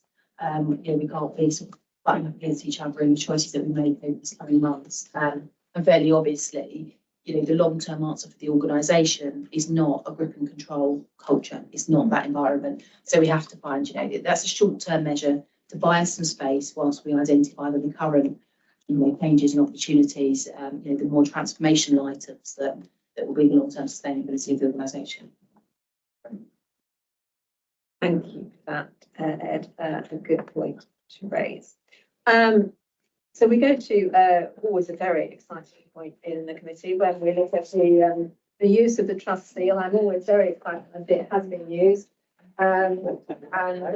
Just to remind us all, the trust seal usually gets used when we're doing something around property, changing a lease arrangement, for example, as has occurred here. So it has been used. We're asked to note that it has been. And very pretty it is. So that is fantastic. Right. So I'm going to go to everybody. I'll go first on screen to Claire and Hannah. If you've got any, you're the last attendees standing. Whether you've got any questions for us today. Big silence is golden. And then I'll move back into the room to see if anybody's got anything that we haven't managed to cover during the course of the meeting. In which case, can I wish everybody a very peaceful and, if at all possible, restful Easter period. It comes at a time of the year when many of the world's great faith are going through times of reflection and looking forward to times of celebration.